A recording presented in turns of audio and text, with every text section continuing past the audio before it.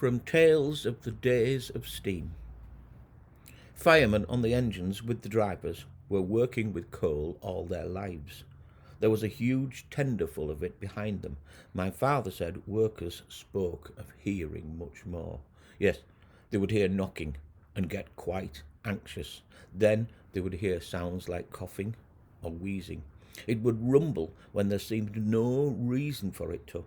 Loud cracks. Then, as you worked, you started to think that there were distant voices behind you. They were coming from inside the pile of coal. Then suddenly, help! As a young fireman, my dad, Adrian Spendlow, was in an absolute panic. The older driver looked around from his viewpoint. Don't worry, son. It's only the voices in the coal. As I recall my father's tales and read his notes and memoirs, there is one character who comes to mind. The Duke.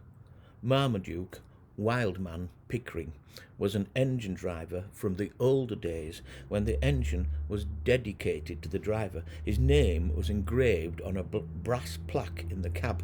His engine. He treated all the engines he worked from then on in that way, with pride and knowledge and strength. My father was a fireman now, and his first firing shift was with the Duke on a 1234, an old wet steam engine, not superheated like their more recent constructions, where the steam circulated through a series of tubes heated by the fire, so the steam became super dry, superheated. You had to work a lot harder with wet steam. You had to know how to fire. You had to listen to the engine driver and do as he instructed. His skills became yours, his pride yours. This was the start of a team who would develop with strength of character in the future. The Duke, however, was an exceptional character. He was very fastidious in his ways. He expected firemen to keep the cab well polished and the whole engine well oiled and checked. He was a sight to behold, with his huge head of fiery hair and his large red beard and his habits too. It was said that he changed his railway issue shirt every time they issued a new one. They gave out new shirts twice a year. So Marmaduke would take off his previous shirt and put on his new issue one. Dad said that the shirt Marmaduke took off would stand up on its own. The Duke was never a man to refuse a new shirt. Dad might have had a lot of fun, but at times he was almost terrified. Everyone raved about the mallard. My father was full of regret that he never worked it, as you will hear in the full book. The Duke, however, was livid that it had such fame. He hated the blue-streaked, bent-nosed thing. Get shoveling, Ron. I am mad about that stupid engine. Look out, you. We are going to be record breakers. We don't need to be on a nation-long main line. Right here in the east coast of Yorkshire, we are about to break records. Get shoveling, Ronnie, me boy. The steam was up. The platform at Driffield Station was full of the stuff.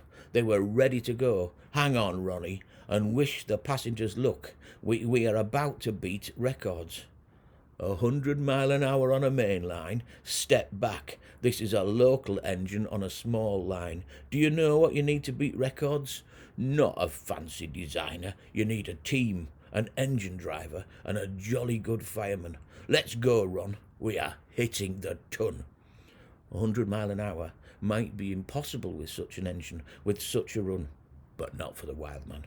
He had been working it through in his mind for weeks. This was the standing start, the goodbye to Driffield. Less than 8 minutes to Bridlington. They had the hill and they had the steam and they knew they could do it. No, that is not true. One of them was confident.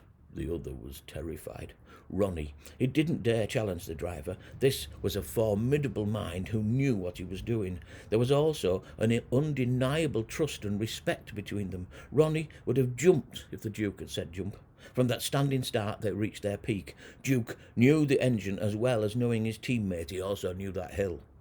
Enthorpe Hill. Ronnie knew it too, and as they approached and as he shovelled, he envisaged that steep drop ahead of them. He fired like he had never fired before, but he shook with fear. It was terrifying. They downed the hill and were clocked at a horrifying 104 miles an hour. Now that is your record. Forget your fancy designers. What you need is true enginemen. Ronnie often sat on the edge of his seat, but he always knew in his heart that the wild man knew his way forward.